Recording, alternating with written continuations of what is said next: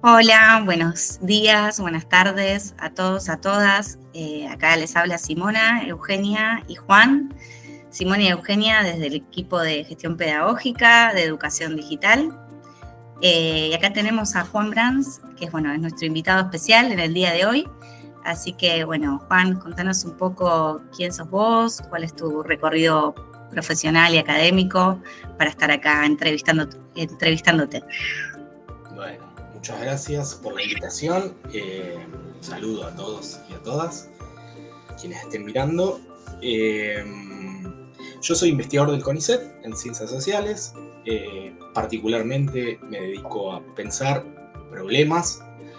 temas y problemas en torno al cruce entre deporte y sociedad. Soy docente de la Universidad Nacional de La Plata. Soy doctor en comunicación y licenciado en comunicación. Y coordino, junto al doctor Diego Mursi, el programa de estudios sociales sobre el deporte de la Escuela IDAES en la Universidad de San Martín.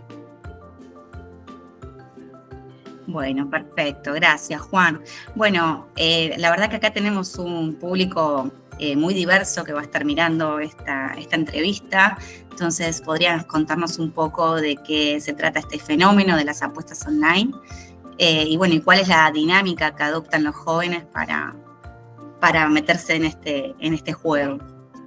Bueno, si quieren comparto el principio de todo esto, y me refiero a todo esto al trabajo que estamos realizando junto a Diego, colega, Diego Mursi.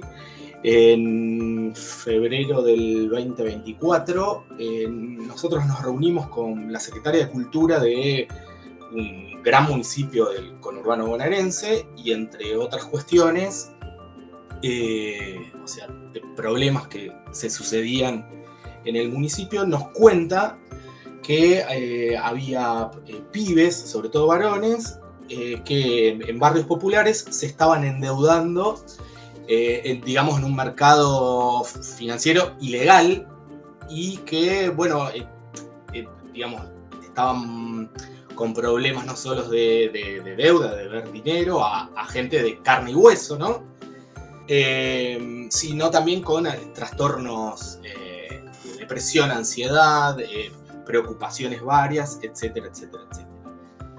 Nosotros salimos de esa reunión y, en el ejercicio reflexivo, investigativo, de por ahí construir otra pregunta desde otro enfoque, empezamos a pensar e hicimos la pregunta, porque nos sorprendió lo que nos decía la Secretaría de Cultura y su equipo, porque nos presentaba el problema tomando 2 o 3 casos que nos contaban muy específicamente como generales. Entonces nuestra pregunta de trabajar sobre lo obvio ¿es así como dice, no por dudar de la Secretaria de Cultura, sino en términos de qué es lo que está sucediendo en el mundo apuestas, jóvenes y apuestas, etcétera, etcétera?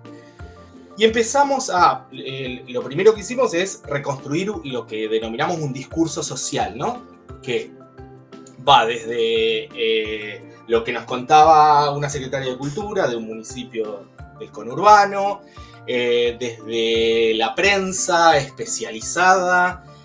Ahí empezamos a ver que quienes hablaban del problema eran profesionales de la salud, como psicólogos, psicólogas, psiquiatras, del derecho, de abogados, abogadas, y del campo de la política, legisladores y legisladoras. Esas eran como las portavoces o los portavoces del problema que empezamos a reconocerlo sobre la ludopatía, una categoría que es transversal a todo lo que vamos a hablar seguramente en esta entrevista. Entonces nos preguntábamos, ¿solamente desde la dimensión de la salud mental se puede pensar lo que los jóvenes, la relación entre las plataformas de apuestas deportivas online y los jóvenes?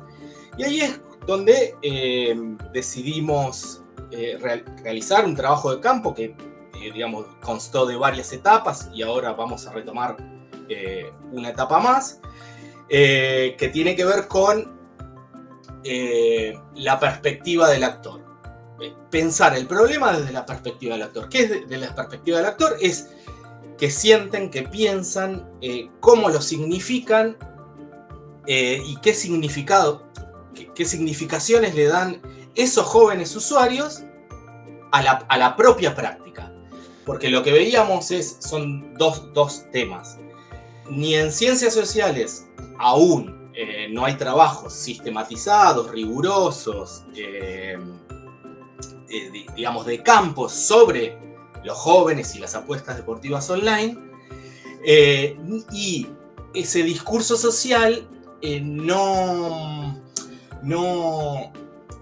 tenía mucho que ver con lo que los jóvenes piensan, sienten, ven en el encuentro con las apuestas deportivas, en su propia práctica. Empezamos a hacer entrevistas, hicimos muchas entrevistas, hicimos lo que se llama etnografía virtual, de empezar a observar las dinámicas de las plataformas y el uso de los jóvenes en tiempo real,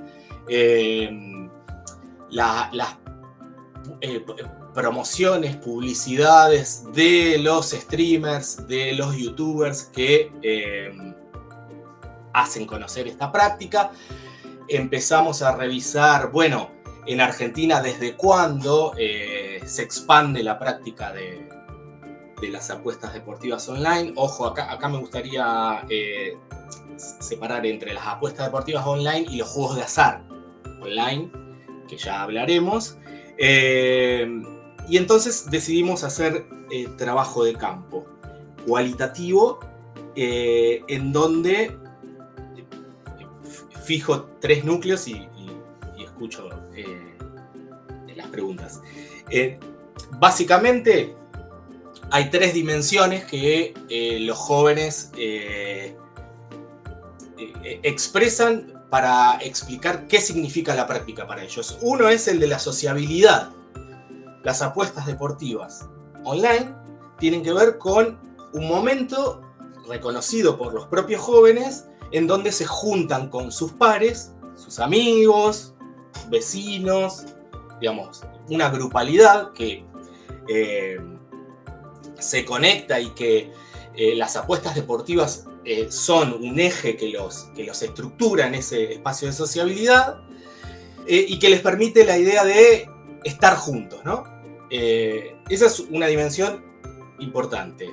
La segunda es cómo el uso que los jóvenes hacen de esas plataformas y las características de la plataforma conjugan una idea de transformación entre lo que nosotros y nosotras podemos entender como ver el espectáculo o ser espectadores. Bueno, los jóvenes nos empiezan a decir que para ellos cambia esa idea de espectador tradicional, vamos a decirle provisoriamente, esta idea de ponerme frente a la TV, al dispositivo, a lo que sea, desde donde yo vea un partido de fútbol, de rugby, de lo que sea.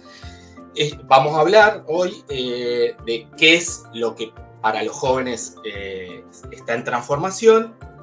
Y la tercera tiene que ver con, si bien el espíritu lúdico del juego, del disfrute, de la búsqueda voluntaria de un goce a través del juego, ya sea, no importa si es online, ahora vamos a ver más especificidades,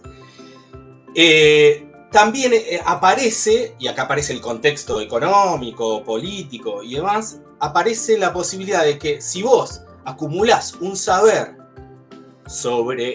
bien específico sobre el juego que sea fútbol, sea básquet, sea NBA, lo que sea, eso tiene 2 ganancias, ¿no?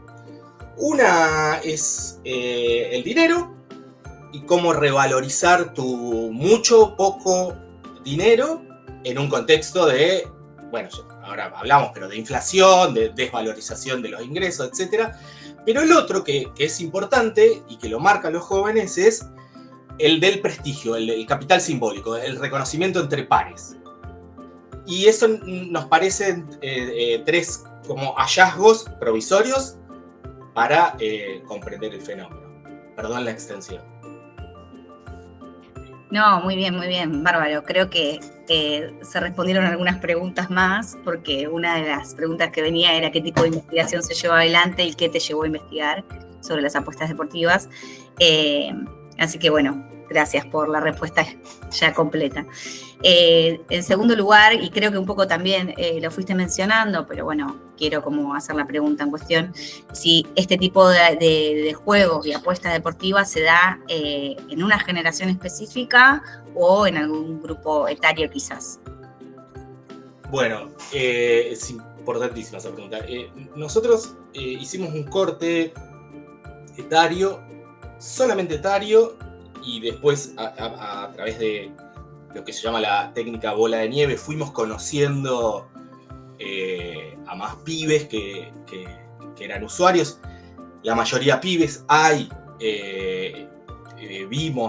Entrevistamos a jóvenes mujeres, pero hicimos el corte desde los 13 años a los 21, teniendo en cuenta que para nosotros hay un momento como, no sé si es liminal, ¿no? Un antes y un después, que es la pandemia, cuando gobierno de la provincia de Buenos Aires, creo que una disposición del gobierno nacional, habilita al uso de las billeteras virtuales por los impedimentos de la pandemia y demás, a jóvenes de 13 años, niños, adolescentes de 13 años.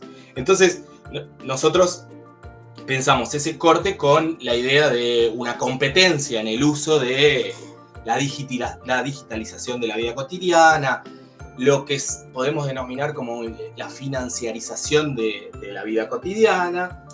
Hay un punto liminal, si se quiere, en la pandemia. Reconocemos que es un fenómeno que atraviesa otra vez la vida cotidiana de jóvenes, de adolescentes y de jóvenes, pero que no es exclusivo de adolescentes y jóvenes. También tenés los más 25, más 30, que pueden variar en el monto de dinero, de acuerdo a la condición de formalidad, no formalidad, cantidad de ingreso, de dinero, etcétera, etcétera. Entonces nosotros decidimos, desde 13 años, por lo ya mencionado, el uso de billeteras virtuales y de la lógica de la bancarización digital, hasta 21 que, por la mayoría de edad, a partir de los 18, que nosotros imaginamos que podés estar inserto en un mercado laboral, sea formal, informal, que es lo que nos empezamos a encontrar, que algunos de los chicos tienen sus trabajos como Uber, reparto, la plataforma de repartos, y que para algunos es un ingreso más, las apuestas, para otros no significa el ingreso, sino un espacio de goce, de diversión voluntaria. Y eso, no me acuerdo la pregunta. Sí. No, sobre el grupo etario o si era de una generación específica. Ahora entonces... Perdón, me acordé. Y en términos de clase, hemos entrevistado a pibes de barrios populares como de familias muy acomodadas. Es decir, uno no puede distinguir, esta es una práctica solo de los pibes y pibas de barrios populares o solo de familias acomodadas, clases medias, altas. No. Perfecto, clarísimo.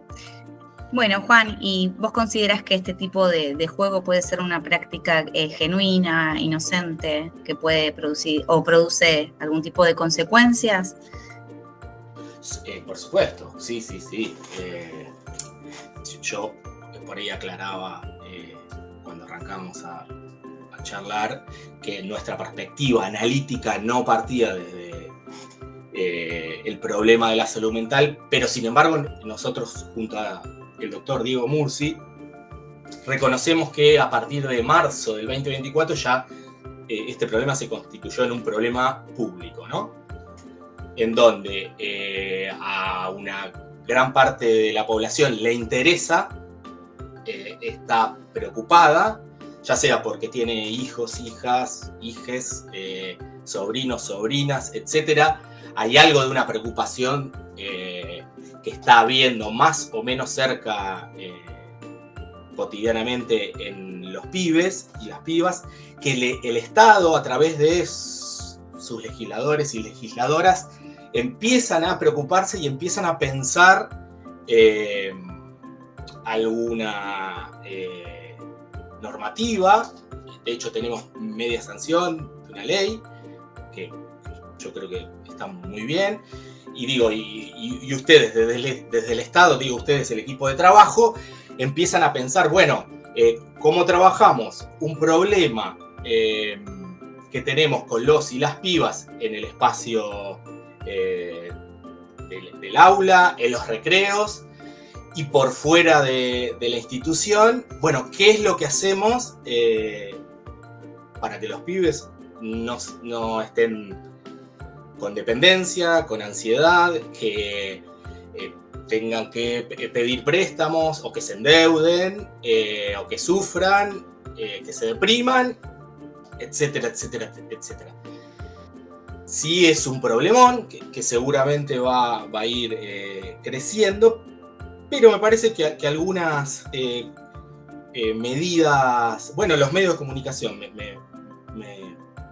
me olvidaba de marcar que en el problema público también lo que se suele comunicar y cómo se comunica tiene que ver con tomar casos particulares como los chicos que, bueno, se endeudaron, sufrieron una depresión muy aguda y terminaron suicidándose. Eso en los medios de comunicación se presenta como una generalidad. ¿Qué es lo que el cierto efecto de ese tipo de construcción de noticias? Es que, bueno, si ese pibe o si esos pibes se suicidaron, bueno, todos los pibes son ludópatas y todos los pibes están al borde del suicidio. No es tan así, pero eso empieza a generar lo que con Diego denominamos una categoría ya conocida como pánico moral, ¿no? Entonces, la mayoría nos preocupamos, nos asustamos, nos quedamos, parecería, sin recursos, ¿qué hacemos? Y demás. Eso es una realidad, y también es una realidad que hay muchísimos pibes que sufren, que pierden dinero. Ojo que por lo menos entre los entrevistados que nosotros pudimos dialogar y conocer, los montos son muy menores, lo cual después, los montos de apuestas, ¿no? Lo cual después tenía que ver más con que primaba el espíritu lúdico más que lucrativo. Por momentos eso nos contaban, y por momentos decían, bueno, pero la posibilidad de compartir con mis amigos algo que me gusta también puede traer algún ingreso para una salida, para ir a un lugar mejor a la noche, etcétera, etcétera. Bien, perfecto, Juan. Ahora nosotras leímos tu artículo, obviamente también va a ser compartido con quienes hagan este curso. Vemos como que el foco está puesto quizás, y corregime si me equivoco, en que las apuestas deportivas es una práctica más de los varones y que se da más frecuentemente, que esto ya también lo mencionaste, cuando se juntan en grupo. ¿Podemos decir que es una nueva representación de las masculinidades? Bueno, es una gran pregunta en la cual nosotros no profundizamos aún en esta dimensión de género, pero sí lo que empezamos a notar es que hay una concepción vinculada a la práctica de apostar que tiene que ver con el riesgo, ¿no? Que uno asume, al que uno se puede someter, al que a través de cuán riesgoso puede ser tu posición al apostar o no, va a venir el reconocimiento de pares o no. Y eso en ciencias sociales, de los que venimos trabajando esa dimensión del riesgo entre varones, es por lo menos un momento particular, pero fundamental en la práctica de varones apostando. Bien, clarísimo. Bueno, entonces ahora la pregunta es ¿cuál es el rol de las chicas en las apuestas deportivas? ¿Detectaron que las chicas no apuestan? ¿Tienen otros consumos digitales quizás? Bueno. Mira, hay pocas jóvenes que nosotros nos entrevistamos. Hay sobre todo 2 que trabajamos y fuimos a entrevistar al conurbano, donde la lógica era muy parecida. Tal vez en su discurso había más, supuestamente, un control, algo más medido en las apuestas o en el dinero que se apostaba. Acordémonos, se apuestan de a 1.000, 2.000, 5.000 pesos como un montonazo. Eso no es menor, digamos, para pensar, ¿no? ¿Qué implican las apuestas? No son grandes números. Relativo a lo que quieras, a cuánto sale un kilo de pan o un litro de nafta, ¿no? En la economía real. Pero sí apuestan. También hay otras formas del juego que son los juegos de azar, ruletas, blackjack, bueno, todo lo que podría pensarse como casino virtual online es muy jugado y utilizado. Y después está la figura que nosotros empezamos a reconocer y que hemos charlado con varios, que es la del cajero, que es el que media, que sí aparece como una posibilidad en una economía muy precarizada, ¿no? En general, y muy en recesión, aparece una figura del cajero que es quien intermedia entre él o la apostadora y una plataforma de apuestas deportivas online ilegal. Entonces, ahí pueden ser varones, pueden ser mujeres, pero lo interesante es que implica una forma más, a veces central, a veces periférica, de ingreso de dinero. Que no es poco, ¿eh? No, totalmente. En esto que decís también me quedo pensando en la siguiente pregunta, ¿no? Que si se ven transformadas lo que entendemos, quizás esta generación, como cultura de trabajo, o si se altera el tema del dinero fácil, ¿no? Bueno, De claro. percepción. Sí, yo junto a Diego Mursi pensamos, una es eso, obviamente atravesados y atravesadas por una lógica,